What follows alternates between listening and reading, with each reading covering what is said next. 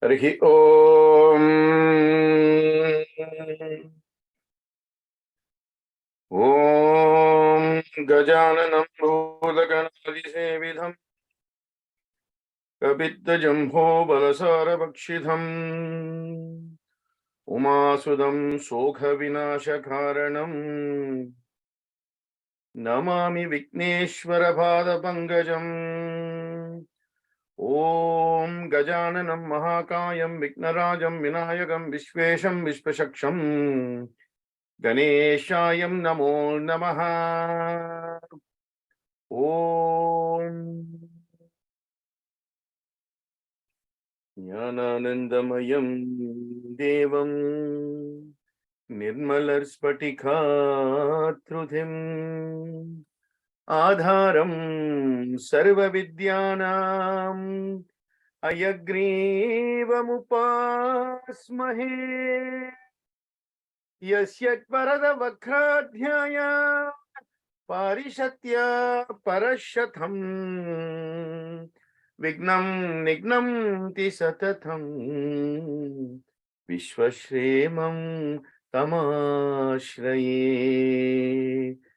Gurur Brahma, Gurur Vishnu, Gurur Devo Maheshwaraha, Gurur Sakshat Parabrahma, Tasmai Shri Gurave Namaha,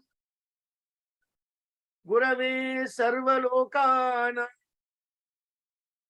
Pisaje Bhavaroginaha, Nidaye Sarva Vidyanam, Sri Dakshinamurthaye Namaha. Harihi Om Tat Sat Sri Sarveshwararpanamastu. Yogena Chittasya Padena Vacham Malam Sarirasya Cha Vaidyakenaha Yopam Garotam Pravaram Muninam Pathanjalim Pranjaliranatosmi Abahu Purushakaram Shankachakra Sidharinam Sahasrasirisham Shvetam Tam Namami Patanjalim. Harihi Om Tat Sat Sri Yogishwararpanamastu. Nyada Sharanam Nasti. Sai Ram, welcome to week 12, where we continue our journey into the wonderful and extremely beneficial works of the great Maharishi Patanjali on Yoga Sutras. Right, so we were in the third book and we covered 34 verses of the third book. So today we go on to 35 onwards, covering another 14 verses. So in verse 35, Maharishi Patanjali says, Hridaye Chitta Samvit. Hridaye Chitta Samvit. He said your heart ultimately, right, focuses and connects and controls all your insights that become your outside, your sight actually, right? And that depends on what is in the inside. Here, the meaning of Hridaye Samvit, Chitta Samvit means by the complete restraint of all the thought processes. Thought is a mixture between mental and emotion. So you have that word, mento-emotional energy, right? By controlling that, the yogi gets a thorough view or perception of the cause of all the problems caused by this mental, emotional energy, which is, sitting in your heart. This again comes during the samyama process. And samyama, as I said, the last three stages of dharana, dhyana, and samadhi. Samadhi, of course, is not a process. Samadhi is the end result. So samadhi does not have a particular method or prescription as to how it ought to be done. It is the final result. If everything else has been done properly, then the end result will always be samadhi, right? If not, it's not. Simple. So here Patanjali is saying one should have mastered the samyama procedure, which is basically the development of, well, the first 5, which will take you into the efficacy of the 6th and the 7th stages, which is dharana and dhyana, right? So many places, they go straight into dhyana. They'll ask the people to come and sit in whatever pose, and then just go into dhyana. That's very difficult because you've not done the 5 stages, right? It's a stage-by-stage process, okay? It's like cooking a dish. You have to go stage by stage. You cannot put the last ingredient and expect the dish to materialize. You will get something, but it won't be the dish that you wanted to. So in the same way, you can sit straight, go into dhyana, but you will not get samadhi, right? Unless you are vibrating at such a high level and you reach that non-materialistic echelons of the stratospheric atmosphere, then yes, but cannot. 5 minutes, you close your eyes, 100 thoughts come into your mind, isn't it? Right? So here Patanjali is saying, if your hridaya, and he makes a connection, and I will explain shortly, to the heart chakra, the anahata, the fourth chakra. He makes a connection to that. He says the person whose mind is jumpy, not balanced, not calm, right? Not serene, then it is controlled and directed by emotions. And emotions will always link with materialistic things and prevent a wall, prevent you. That creates a wall between spiritual enlightenment. So he's saying this Hridaya Chitta Sambit means all the thoughts are actually governed by the heart chakra, right? And if you don't control your heart chakra, if you don't master your heart chakra, see, a lot of people think just yoga is just yoga, but there's a lot of connection between all the spiritual sadhanas and spiritual practices. Yoga specifically, when you sit, you have to sit well. Presumably, you should be sitting on the floor, where your Mooladhara is actually resting on earth. Earth, of course, is one of the Panchabhutas, it is Prithvi. So your energy is channeled naturally. Because when you sit at the chair is either made by wood or by plastic or by steel or some other material. So the energy conduct is different already. You understand? So the best possible result is for people to sit on the floor. A lot of people, now I'm telling you what the rules are, right? I'm not saying what you're doing is wrong. That is for you to check yourself. I am talking about the most beneficial things you can get out of yoga if it is done correctly. My point is you have to sit on the floor. That means your bottom has to be resting on the floor of the earth, whether it is a wooden floor or whatever floor it is. Earth is earth, right? But if you put like a thick cushion or a board or something like that, then it's a problem because it cuts the energy. I'm not saying there won't be energy, right? There will be energy, but the process is slower because there is now something in between the Prithvi and your body. You understand? So the energy is cut or made much slower. So if you can, and if you want to get into yoga, then you must have a fit body. That's why it is called yoga, mind, body, and spirit, right? Your mind must be cultured. Then your body must be cultured according to the culture of the mind. Then only the spirit can be strengthened.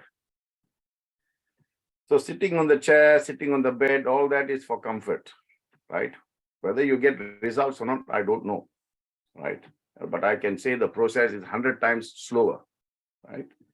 So here is making the connection between the heart and yoga, right? So he's talking about Hridaya Chitta Sambit, he's talking about the heart chakra, which is anahata. Now, anahata means there is no evidence or signs of anything hurt. It is totally free. It is, unstruck, unbound, unbeaten, uncontrolled. It is unhurt.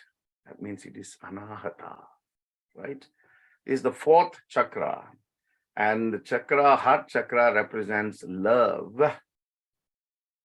not for just for yourself, but for others. So it encompasses compassion, empathy, and forgiveness. Call it CEF, right? Compassion, empathy, and forgiveness. Unconditional love, to put it simply. So if your heart chakra is not developed, you cannot master unconditional love. If you cannot master unconditional love, you cannot retain that state of samadhi. Samadhi is where ekam sat, everything is one. I don't see male, I don't see female, I don't see night, I don't see day, I don't see right, I don't see wrong, I don't see positive, I don't see negative. I see only one, unconditional love, and that is, as the bhajan goes, prema ishvaraha, ishvara premaha, right? God is love, love is God. In Tamil they say anbe shivam, right? Anbe shivam, anbe satyam, anbe anandam, like that. Heart chakra is the bridge. Remember, this is the fourth guy, right? There are three guys below him and the three guys above him. If this heart is the connecting bridge, so you have to transcend the first three fellows, get to the heart chakra, the fourth fellow, in order for you to be catapulted, right? Straight from your heart to Vishuddhi. Vishuddhi is the fifth chakra. Then your Ajna, and then of course the Sahasrara, three.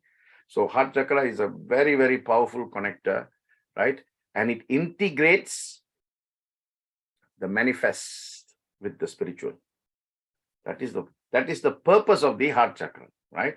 And of course, it is concerned with the element, Panchabhuta element of air, right? First chakra, right, is earth, steady and grounded, Muladhara, right? Then, of course, the second chakra is water. It brings fertility, creativity, that. The third chakra, where all your digestion and everything takes place, that is fire. That's why they say fire in the belly, right? And the fourth one is earth. Fourth one is concerned with love, forgiveness, and everything. So you have to master that. Okay? It's concerned with air, vayu, like that. Even, your tarsals, your fingers, they also represent the Panchabhutas. I'll come back to that when I'm doing the final mudra today, right? So when the heart chakra is in alignment, Hridaye Chitta Samvit, then all your thoughts becomes controlled. Because you're surrounded by love, compassion, and joy, right? You will feel open to all experiences of life, and you will take it as a learning experience. You will not be affected by it as in joy, as in sadness, as in happiness, as in, being gloomy, all that. You've gone beyond that. That is when your heart chakra is completely developed, right? If you're still catapulting between good, bad, right, wrong, positive, negative, happy, sad, then your heart chakra is not completely done, right? And all these factors must be mastered before you can get into the dhyana stage. This all happens at the dharana stage. So there's a lot happening at the dharana stage. And unless by regular and consistent practice, you are trying to, get to that stage where dharana is complete, then you can go into dhyana. Because dhyana is where you don't do anything. You just go into the silent mode.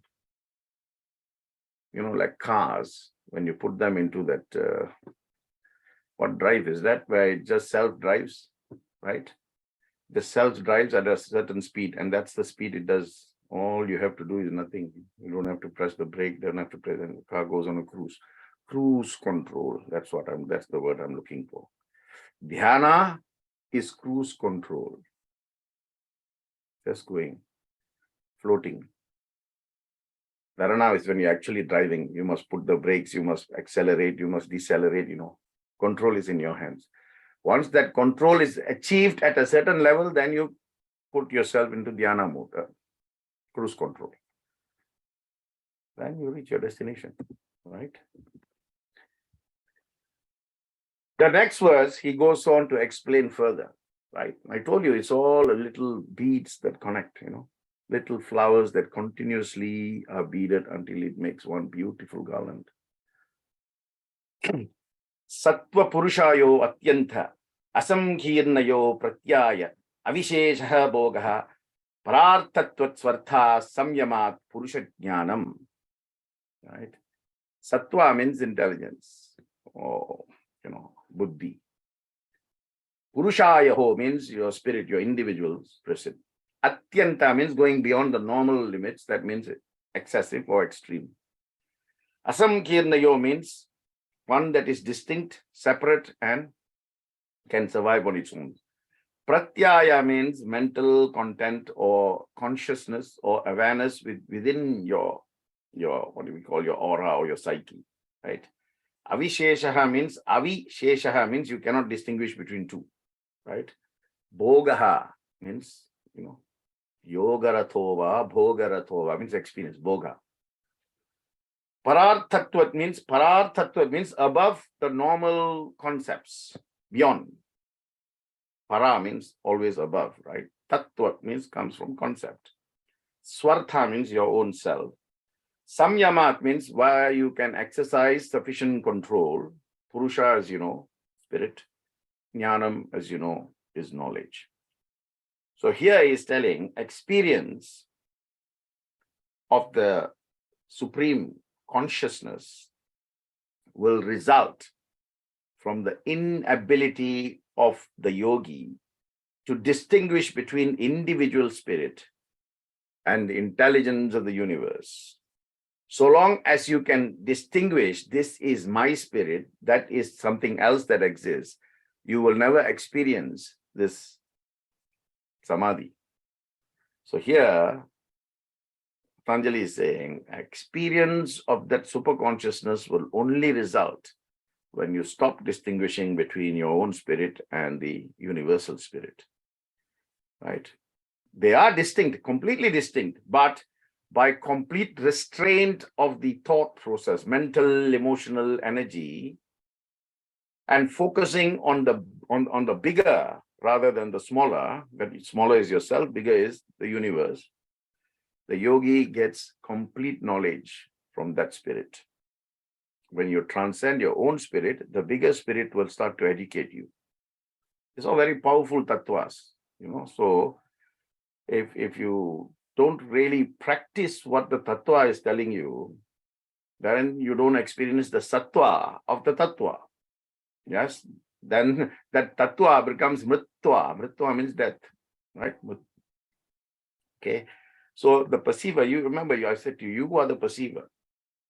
So as the perceiver, you must always perceive something. And then, there's always this battle between the mind says one thing, right? The mind is the thought, panas, chitta is the thought. But that thought has to be directed by the buddhi. Sometimes the buddhi is influenced by the heart, hridaya. Okay, a lot of people think manas means heart. No. Manas is the thought. Heart is hridaya, buddhi is brains, right? Intelligence. So the thought process is always dictated by a conflict between what my heart wants to do, dictated by the heart, or what my intelligence wants to do, dictated by the buddhi. So here, the yogi can be at the dharana stage, can be an advanced stage in dharana, but still falls in the danger between the confluence, which causes influence, as between hridaya, heart, and buddhi, intelligence. There is no other way. You have to go through the process until you come to a stage where you say, no more of hridaya, just buddhi, or no more of buddhi, just hridaya. That you have to decide. No one else can do for you. The best of gurus cannot do it for you. That is your individual thing, right? No guru can say, I will give you moksha or mukti. Please remember that. No one can give you moksha or mukti except you yourself, right? Just ask this question, right? If someone else can give you mukti or moksha, that means they should be able to give themselves that very same thing. You cannot give what you don't have. So if you are at a stage where you already can give yourself mukti or moksha, why are you in this Kali Yuga? Why are you here? Ask yourself. This is where buddhi comes. Heart will say, Guruji, Sharanam Pravatye. Buddhi must say, if you say you can give me moksha, mukti, why haven't you given yourself and gone to the upper echelons? Right? That is why buddhi is alone, yours alone. No one can monopolize it unless you're weak. Where are you weak? In the Hridaya. That's why in the first verse he said, Hridaye Chitta Samvit. So control your heart chakra. Then he goes on to say, it's a continuous thing. Tatha Pratibhat Shravana Vedana Adharshaha Asvadha Vatha Jayante. Tatha Pratibha Shravana Vadanta Ardharsha Asvada Vatha Jayante. This means Tatha, therefore, Tat, therefore, Pratibha means Pratib, something that shines, something that gives light. Shravana is Shravanam, the ability to hear or listen, right? Then Vedana means touch, ability to touch. Hadarsha, Darshan, Drishya, that's sight. Asvada means taste. So he's talking about the five senses here, right? Vartha means smell. Jayante means is produced, right? So from that focus, which focus?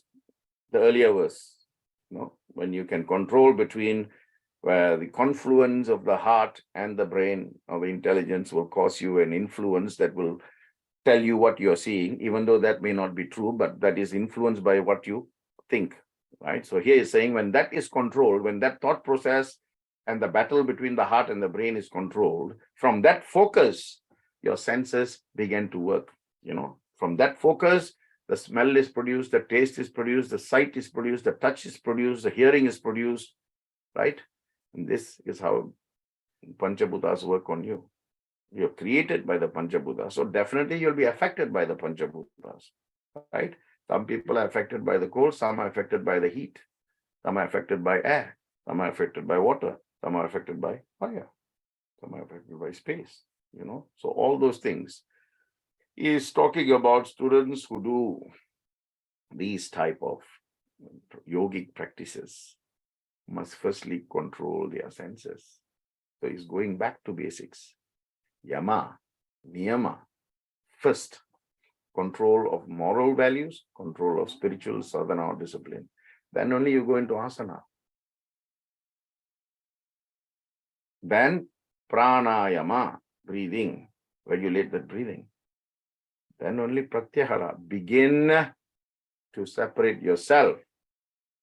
Then dharana, dhyana, right? So he's saying this is very important, right? Then he goes on to say, Te samadhau upasarga vyuttane siddhaya. Te means that. So it continues, right? So the next verse is telling, Te samadhau upasarga vyuttane siddhaya. Samadhi, as you know, upasarga means that which can stop you. Obstacles, obscurations, impediments. Vyuttane means that. Vyut means to bring out, to express, to rise out. Siddhe means come from Siddhi or Siddhic powers, mystic skills, if you like. So once you learn to, control and manage your senses, the five senses, the Pancha Indriyas, through using the Jnana Indriyas, then he's saying obstacles that may come and cause some problem in your effort to link to the higher consciousness will stop because you develop this Siddhic skill, Siddhaye. Vyuttane Siddhaye. Through that Siddhic, you can express yourself better, right? But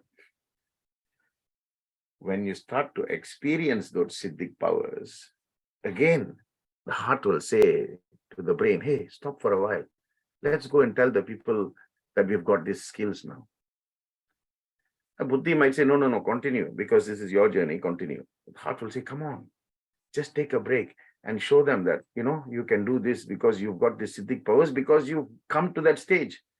So here, Patanjali is reminding all yoga students who are at a level where they are now able to master some basic siddhic powers, cannot stop. We have to continue. If you stop and exhibit those skills or those siddhic powers, you will be suppressed and you will go back. Yeah, for some time you might be able to show the skills, but if you don't continue, then those skills will dissipate with the air, with the water, with the earth. Because you are trying to transcend the Panchabhutas, now you've come back to the Panchabhutas, so most definitely you'll be affected by the Panchabhutas, right? So by that, your powers get dissipated.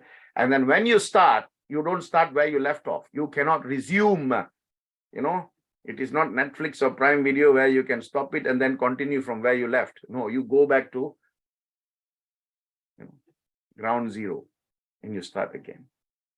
So here he's saying these are the kind of people who become premature gurus, very gullible, right?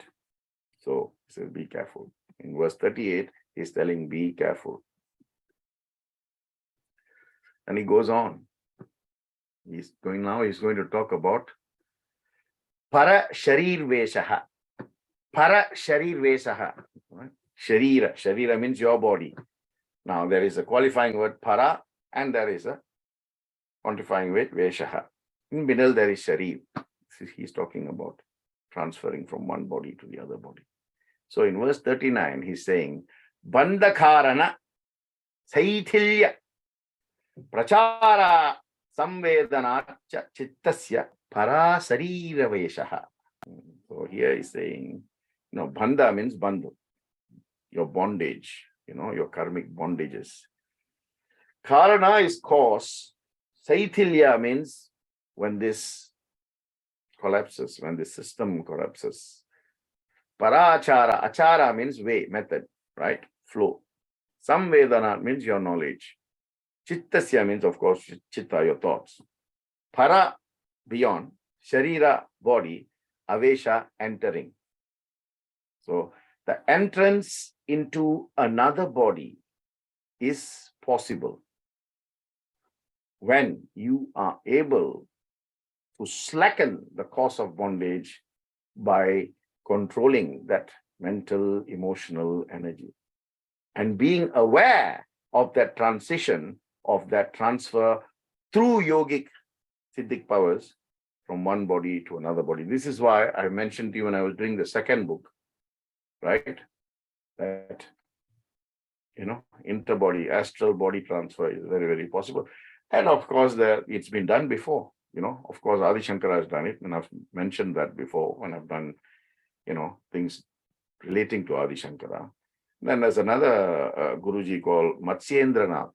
He's also entered, right? But the difference is, Matsyendranath was so attracted in that new body that he went into that he found it difficult to come out because he forgot the reason why.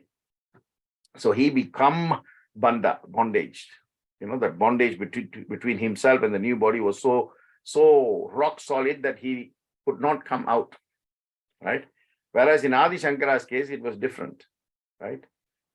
When he went to challenge and he went to one master's house, he was, obviously defeating that master. And finally, the wife of that master came and said, can I ask one question?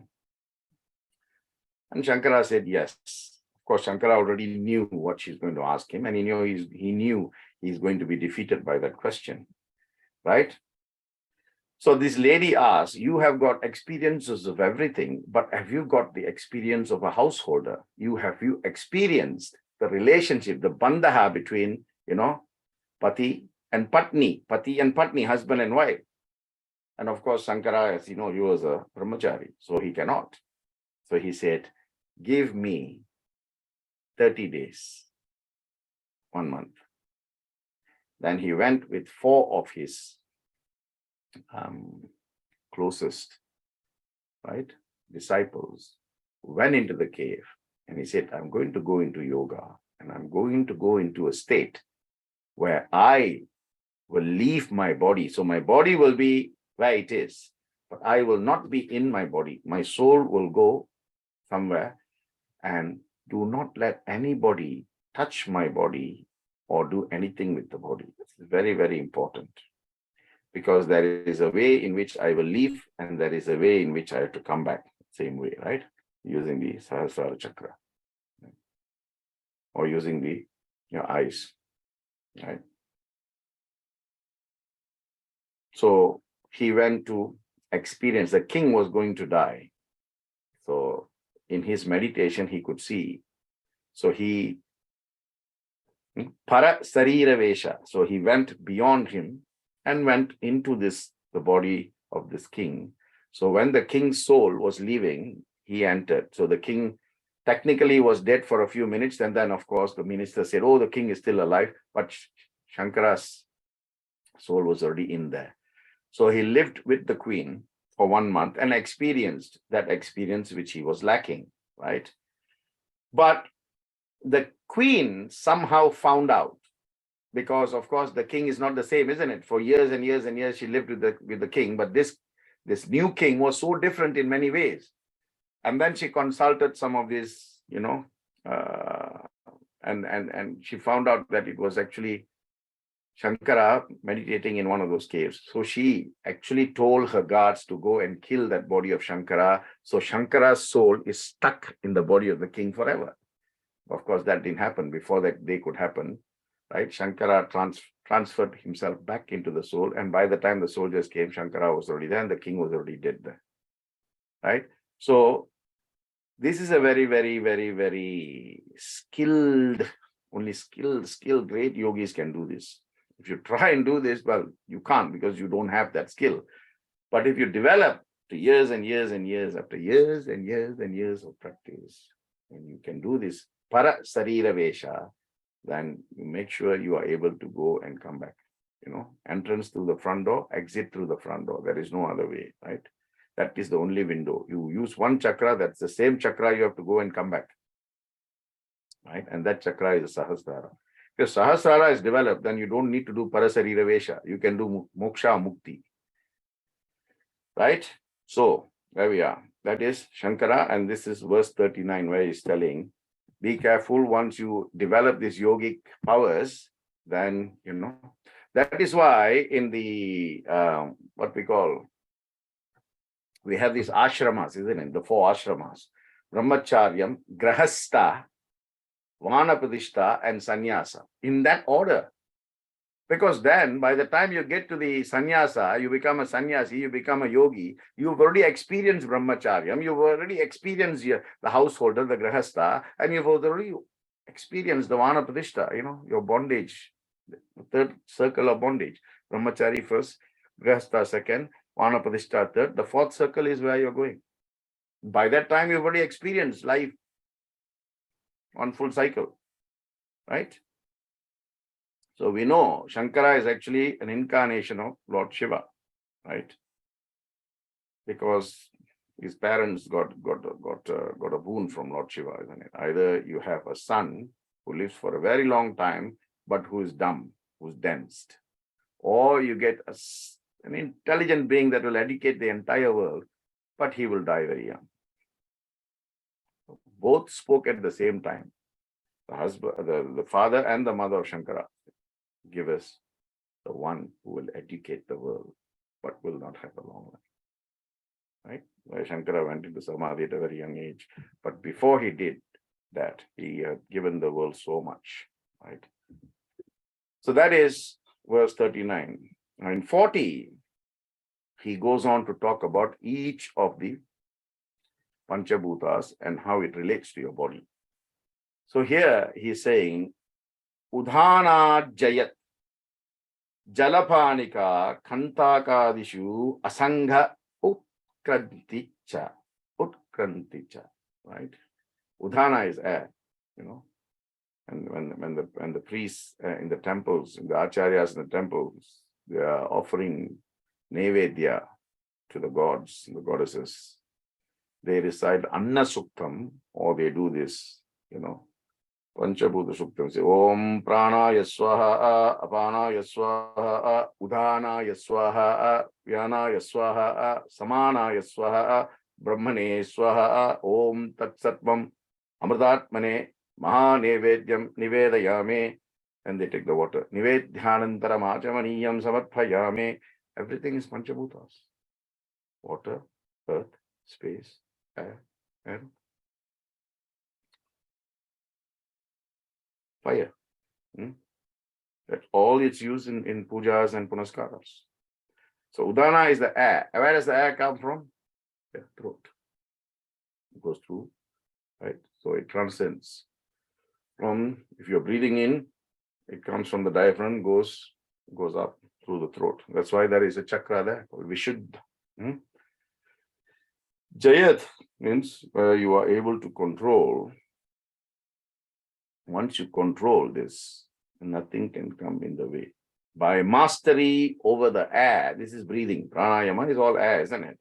Which rises from the diaphragm to the throat to the head, touching every chakra as it goes. A yogi can rise over anything, whether it's water, mud, or even sharp objects. Because air, isn't it? Air can go around objects. Right? Air can even, in water, if you go deep down water and use like a, one of those machines, they pump air into balloon. If you go to deep water and you pump, the air bubble will come right up to the top, to the surface.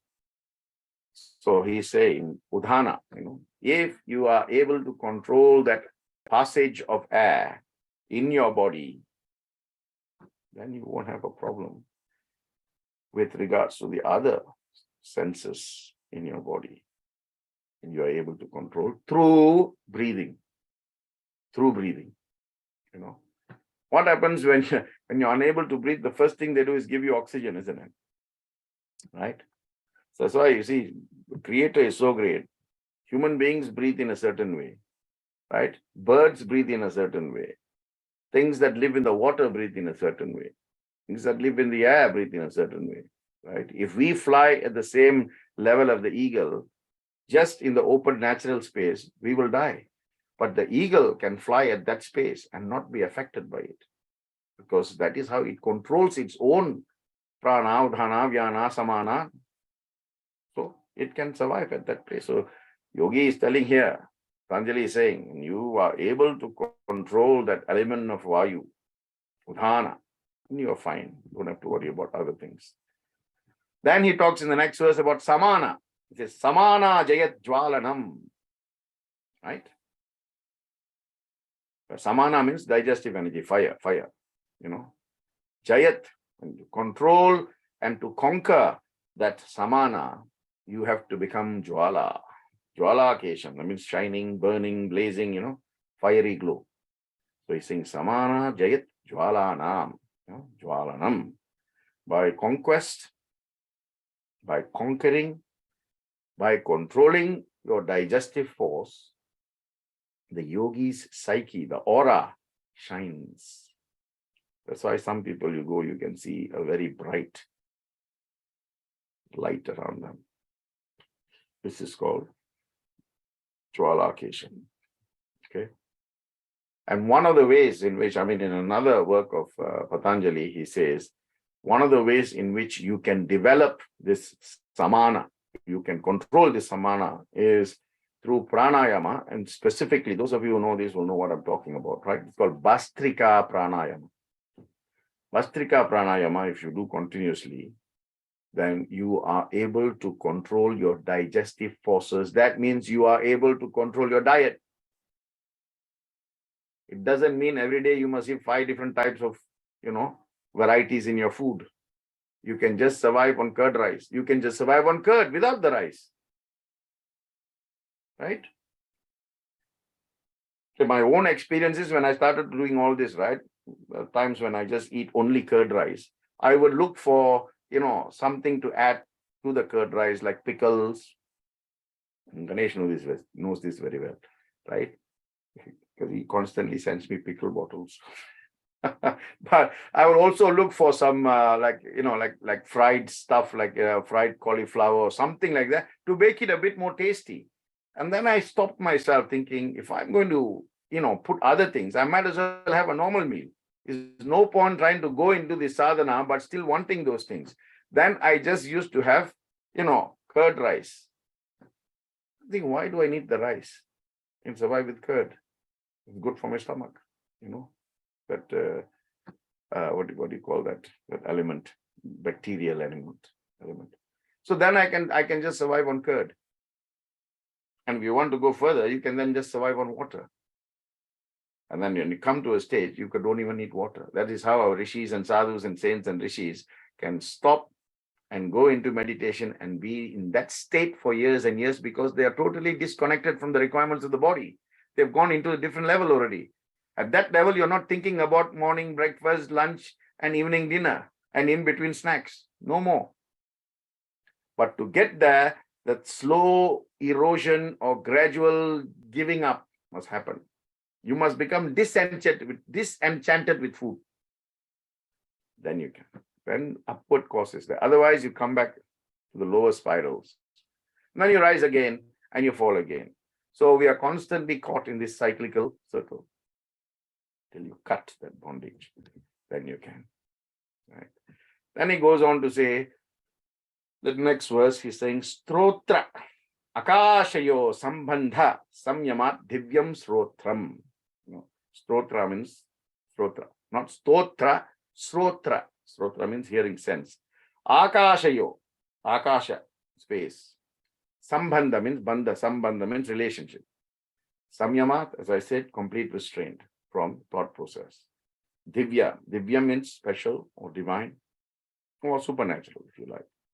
And of course, Srotram is hearing sense. Right? From Srotra comes Shravanam. Right? By the complete restraint of your thoughts, your mental, emotional energy, while focusing on the hearing, sense, and the space. Right? Like the sound of Om.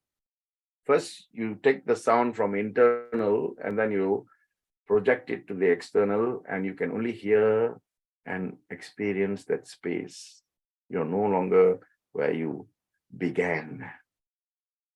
From that point, once you do that, you're no longer listening to what is around you. You're already going into a spatial awareness. At that spatial awareness, you can hear other things. You develop a supernatural and divine hearing. You can hear other things. That is why at that level, when you go and see some gurus or some yogis for that matter, right? They'll have their eyes closed, but they can tell you what is in your thoughts. Right? Ramana Maharishi used to do that. He'll close his eyes when someone comes and sit beside. He said, firstly, take that thought out of your head, and stop going to that place. Now stop eating this. Because you are sitting here, but you're thinking about that. And I know when you're going back on the way, you'll stop at the shop to eat this. People used to get so shocked how he could do that, because at that spatial awareness, you can hear thoughts, because thoughts are energies. Right? So here he's saying, Srotra Akashayo, what you hear and the space you see, if these two are not joined together at that level of relationship, spatial awareness, you won't develop that skill. So now he's talking about all the skills that you will develop if you control your 5 senses. Then he's taking Kaya Akashayo, Sambandha, Samyamat, Laghu, Hula, Sammapathecha, Akashagamanam. Right? Kaya means the body, Deha. Akasha, Akash. Sambandha means the relationship. Samyamat means, as I said earlier, control or complete restraint of the thought process. Laghu is light. Tula is something that floats, very fluffy. Light and fluffy. Laghu Tula means light and fluffy. Samapathe, when they meet. When the Laghu and the Tula meet, they must link together in the atmosphere through the Akasha Gamanam. That means everything that passes through the. So a transliteration of that is by the complete restraint of the thought process, the mental, emotional energy, linking the mind between the body and the sky, right? That process must become so light and fluffy that the yogi acquires the siddhic powers of floating without any weight. What causes weight? That mental, emotional energies that is still attached to the materialistic energies. Bhuloka bandha, bhuloka bandha. And you can't, he says, become light, just like a fluff, little feather, it floats. Powerful air, gust goes further. From that side, gust goes further. Right? The yogi is able to acquire this ability to become, so light that he has got no weight.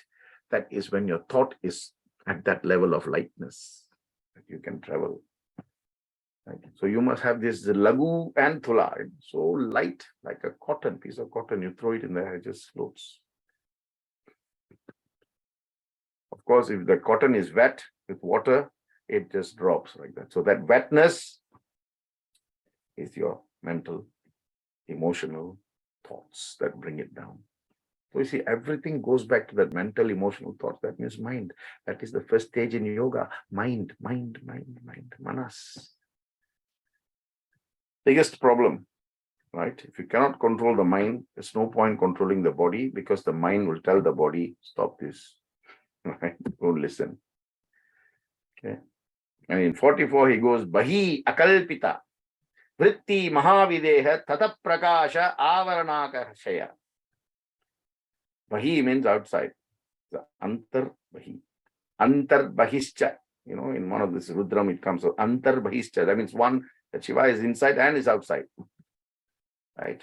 Akalpita means it's natural, not artificial, natural. Right? Vritti, operative. Maha, great. Videha. Deha is body. Videha means bodiless. Tatha, from that. Prakasha, light. Avarana, something that is covers, like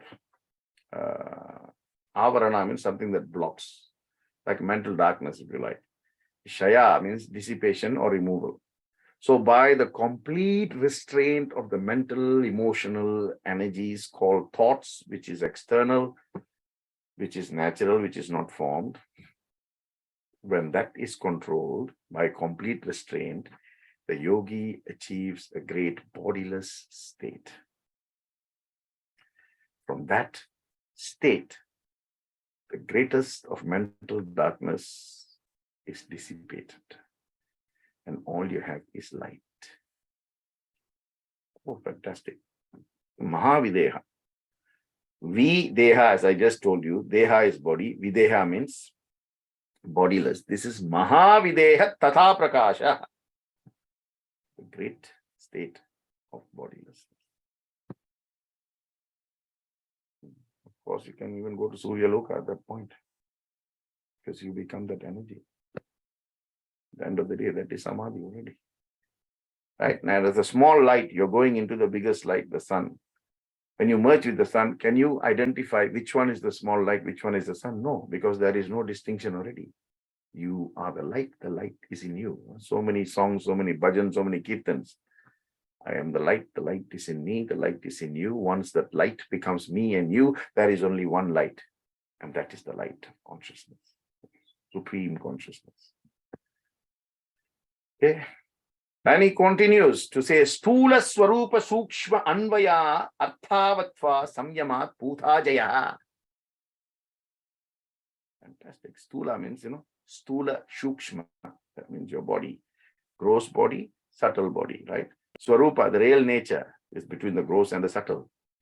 Anvaya means the connection between the two. Arthavatava, that means your purpose or the value. Samyamat, of course, as I said, complete restraint. Bhutha means different stages of matter, relativity. And Jaya means to control or to control that thing, right? So by the complete restraint of all these mental, emotional energies, while linking your attention to the gross forms, sthula, The real nature is in the subtle distribution of the energy between the different states of matter. When the yogi is able to control them, he conquers them and he sits, just like Shiva sits on the mat of the tiger, right? That means he's stripped himself of all the qualities that befits the tiger, from ahamkara to, vanity, to all of those things. That he is the master of all those qualities, right? So you need to progress by controlling each, senses, your indriyas. And those indriyas, each indriya relates to one of the panchabhutas. So when you're controlling that, you are also able to control that, that physical panchabhutas. Yes, 100%. But if you cannot control the own fire, your fire inside you, then how can you control heat? If you cannot regulate the air that you breathe, how can you regulate and go with the air? If you cannot manage the space that you are operating under, operating within, operating in, how can you manage space? You become space bound, not spaceless. Like that. Many people don't take those apparatuses, those oxygen tanks. When they go underwater, they can breathe. Why? Because they've mastered the element of water.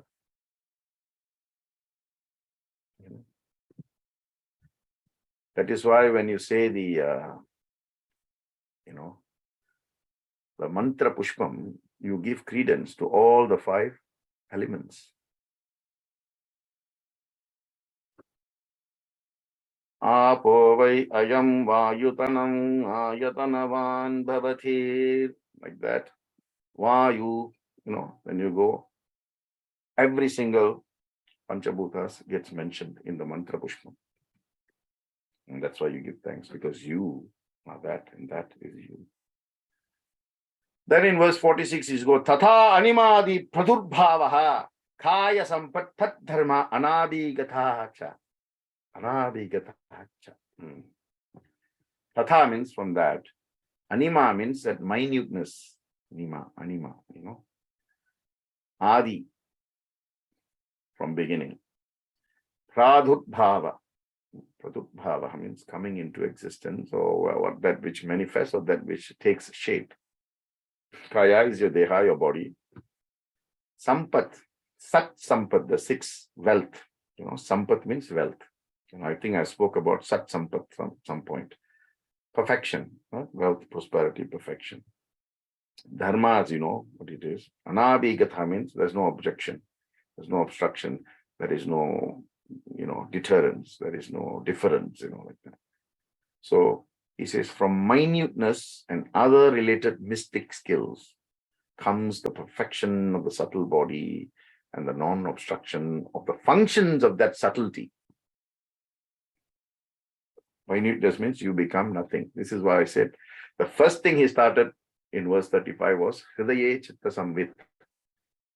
Once you control that heart and you say, I am nothing, I am nothing, I am nothing, I am nothing, I am nothing. And when you touch that nothingness, that from that minuteness, you become everything.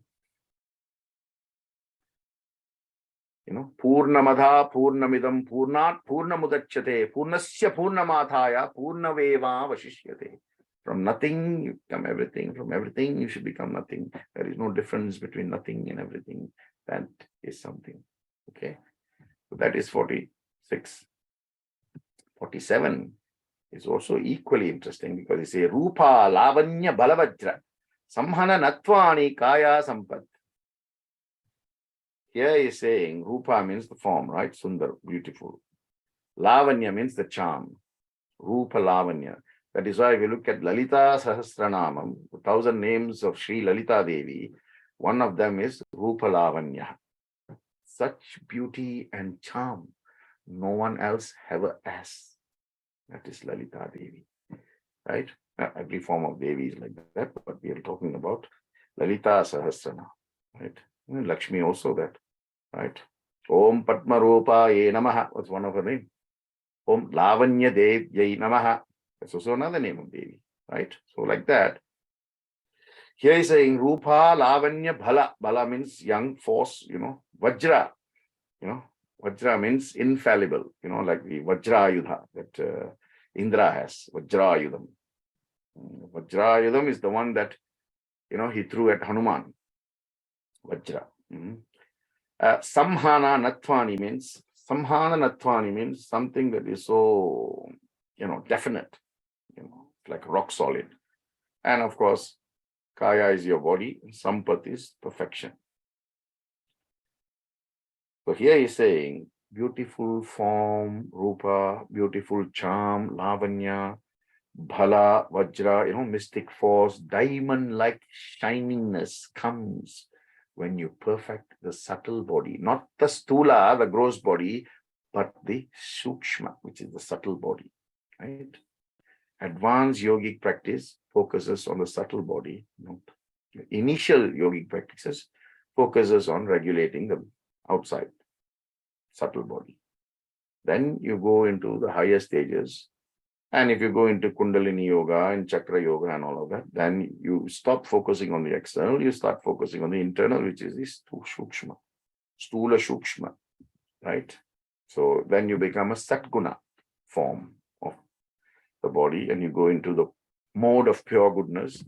And that's when you get all the other attractive features from that state of being. Then in verse 48, he's talking about Grahana Swarupa Asmita Anvaya Atthavatva Samyamat Indriyaya Jayaha. Grahana means something that you grasp sensually. Swarupa means your own form. Rupa is form. Swa means your own form. Ashmita means that which you can point at, your identification. Anvaya means the connection, right? Arthavattha means the value. Artha, as you know, is things. Vatva means the value of those things. Samyamat, the cutting of that mental, emotional energy. Indriya is your senses. Jayaha means mastering those senses. So from here, he's saying, from the continuous restraining of that mental, emotional energy between sensual grasping of objects to sensual energy that becomes a conscious awareness,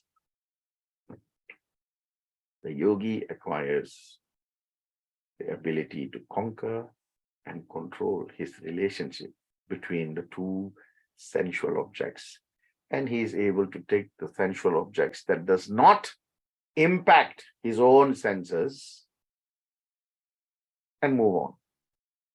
Because if he's affected by the other sensual grasping objects, then he falls back into that. So this is quality control at its best. At every stage of yogic development or yogic process, there is 100% quality control. They'll come and check. Like different manufacturers of automobiles have different quality control processes. And of course, the process that Lamborghini has or Ferrari has or even Mercedes has is not the same as Fiat or some other car manufacturer. Everybody is different. So different people who engage in yogi, that quality control will come at that time to test whether you are solid enough to move to the next stage. That's why you must study your own sensual energy, right?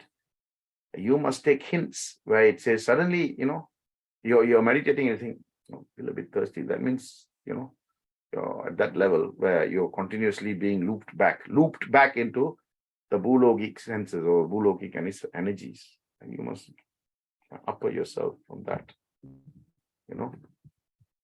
So that's the position of that. Now, I'm going to tell you a mudra now. It's called Vayu Mudra. But before that, I think in the last session, I was talking to you about the 5 elements, right? So I'm not going to use the English version because that can be a bit confusing sometimes. So I'm going to tell you, right? I think the last 2 fingers, Ankushtabhyam Agni, right? That means is fire. Tarjanibhyam Vayu, air. Madhyamabhyam Akasha, Anamikabhyam Prithvi, this is earth, and Kanishkabhyam Apo. So I think I told you that the fourth one is water and the fifth one is earth. So, Anamika, the fourth, the ring finger is called Anamika. So Anamika, Prithvi, and Kanishka is water. So just remember that is the position. Now, today I'm going to tell you about Vayu Mudra. What is Vayu Mudra? Right? And how to do this Vayu Mudra. And this is the last mudra I'm going to teach you, because I've taught you enough for you to pick one or two and practice. So if you're not practicing, there's no point knowing 27 mantras at the end of the session. There's no point. You need only one to progress. Okay, so the next one in week 13, 14, 15, I'm just going to focus on the sutras, because we are going into the last book already. Next week, I'm going to go into the last book, right? A few more, and then I'm going into the last book. Last book I want to focus, because that is the transposition of yourself from one level to the higher level. Okay, enough mudra. So the last one is Vayu Mudra. You put your fingers like this, right? A tarjani goes down to the base of the thumb. Base of the thumb, right? These three together. Okay, this one goes to the bum, and then your thumb presses the middle part. You must press. So you feel some pressure. Like this goes down to the base of the thumb, and then this part presses the middle part. The middle part. Like this. Reduces blockages of air, takes away excessive air. This relates to, your body has three types of bodies, right? Vata, Pitta, and Kapha. Three types of bodies. This one is good for Vata body types, right? Just hold the middle finger down, the tarjani. the tarjani down, and then use your like this. That's it. When practiced regularly, this one helps eliminate all the excess air-related problems. It can even address issues of constipation or flatulence, or even gout for that matter, right? In my reading, I saw it, even arthritis, neck pain, trembling. In Parkinson's disease, it says it reduces the trembling, and at some point, the patient stops trembling.